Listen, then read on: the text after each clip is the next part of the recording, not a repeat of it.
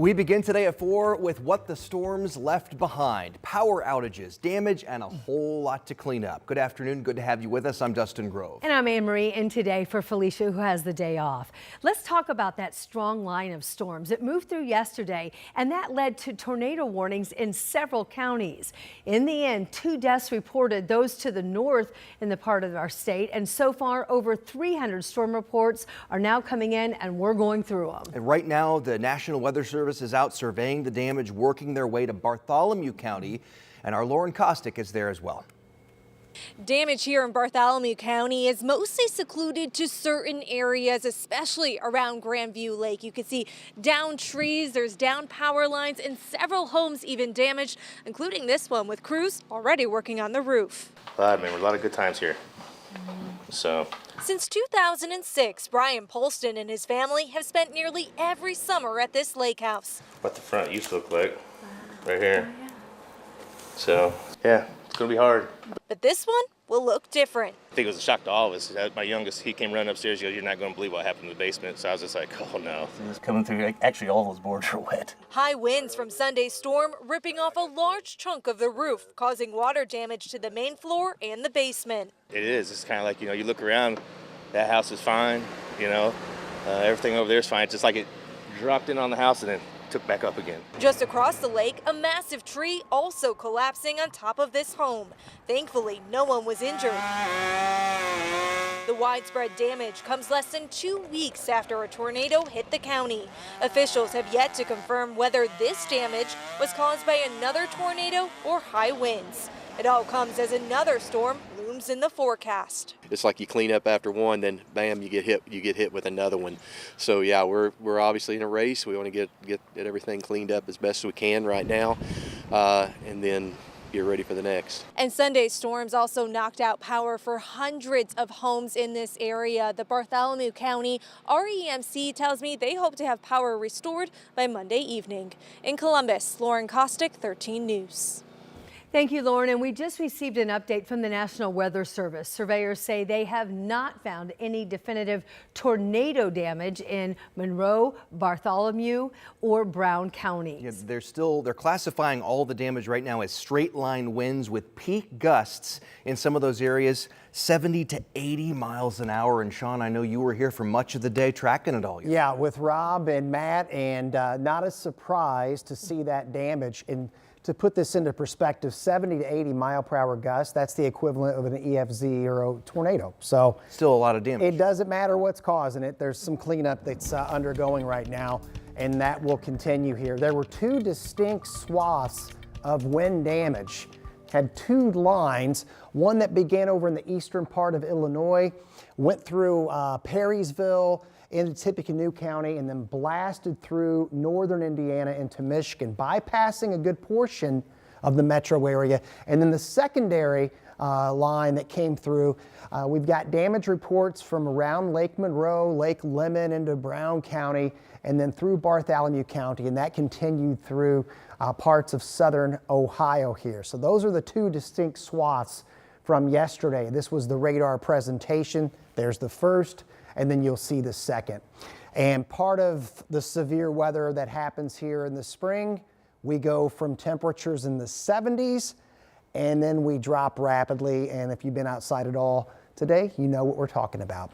We've got gray conditions and temperatures at this hour in the 40s. Wind chills are colder. We got a chilly night on the way, and we have more severe weather to talk about ahead in the forecast. Also called spring in Indiana. There it is. Yes, sir. All right, Sean, thanks. Let's take a look at traffic on this Monday afternoon at just about 5 minutes after 4 o'clock. This is the near east side, I-70 at Rural and Keystone, where traffic is looking okay right now. We'll keep an eye on it throughout the next hour, let you know if there are any problems that pop up. This afternoon, we're hearing from Indianapolis city leaders after what was a very violent weekend in Indianapolis. More than 10 people were shot, 4 of them died. Anna Chalker takes us back to the area where 2 victims were killed just hours apart. Here in this section of 42nd Street and Mithofer Road, neighbors woke up to violence Sunday, then fell asleep to it. 2 shootings in this area specifically, both targeting young people. That first shooting happened around 10:30 near the Carriage House East Apartments. Police say 19-year-old Isaiah Booker was shot and killed, then found lying near this dumpster in the center of the complex. Then hours later, just down the street, police were called to this gas station after 2 teens were found shot. Both were taken to the hospital in critical condition. 17-year-old Taiwan Jones later died. The city's chief youth violence prevention officer, Ralph Dredd Jr., says while his team did not respond to either of these shootings, this is an area they want to target because of the high rate of youth crime. It's not just engaging the community, but it's the organizations, the city of Indianapolis as an enterprise, partnering and collaborating with these different organizations in order to make what we do more collaborative, to bring that type of spirit to it and really build the relationship that we need to build in order for us to have a direct impact on the community that makes what we want to do in the community more pervasive. Coming up at 5, you'll hear from IMPD Chief Chris Bailey about the shootings that happened here in this area, but all over the city this weekend and what they're doing to stop trends like this. In Indianapolis, Anna Chalker, 13 News. Anna, thank you. And right now we're getting new details about a shooting on the east side that led to an officer-involved shooting. This happened on Friday. Last week, and so now on Monday, we have new information in from the Marion County coroner confirming that it was 48-year-old James Walter McGuire who was the man who was found shot and killed inside the apartment at that scene near Prospect and Emerson. After that shooting then, officers spotted the suspect when police say he was walking along the street and he pulled out a gun and pointed it at officers. We're told that's when an IMPD officer shot and injured that man. We also just learned the name of a 26-year-old shot and killed near 30th and Arlington Friday night. Police say Warren Merle Jr. was taken to the hospital but died from his injuries. Now we're working to get an update on potential suspects or a motive. Of course, anyone with information is asked to call Crime Stoppers. You don't have to leave your name. You can stay anonymous. The number's on your screen right there, 317-262-TIPS. IMPD just arrested a man for his alleged role in a deadly overdose in 2021.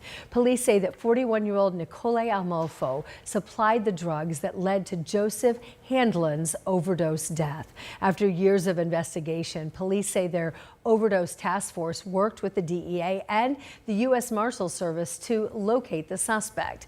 And now he's charged with reckless homicide and drug possession. This afternoon, we're working to find out if charges were filed against a driver involved in this slow-speed chase over the weekend. NDOT cameras captured the pursuit along I-465 and 65. This went viral, likely because of what police were chasing. Take a good look right there at the middle of your screen. This was a skid steer, a piece of construction equipment, leading officers along the interstate reaching speeds of 4 to 7 miles an hour. It lasted more than an hour and a half, backed up traffic significantly along the interstates during that pursuit. It ended here in a SWAT situation near Prospect and Pleasant Run Parkway. The driver was eventually taken into custody. We do have a heads up for everyone who's driving out on the east side, and the news is coming from Citizens Energy. Just announced an 8-day intersection closure there. Starting this afternoon, they're closing Washington Street at Stayett Avenue as they relocate a water main ahead of Indigo's Blue Line construction. This comes as the company also works to repair that damage caused by a water main break, a big water main break on Indy's east side. You might remember that last week, a massive main break disrupted service to a large portion of the east side. That break was on Thursday, and that led to a boil advisory. Citizens told us last week it would likely take about a week to repair the damage to the road there. We just checked in for an update on the progress. They tell us they do expect work to wrap up by the end of the week. Citizens customers may still experience some water pressure issues in the meantime.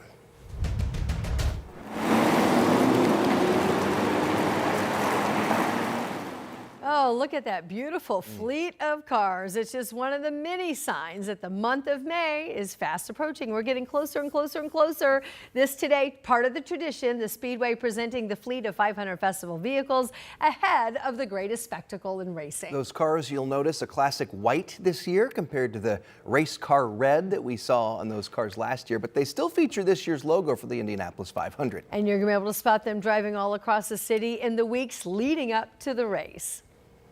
When you see these things driving around in April, you know, it gets you going. It gets you start thinking about May. And then, of course, once May arrives, it's just part of the scenery and decor of Indianapolis and central Indiana. This is what we do here.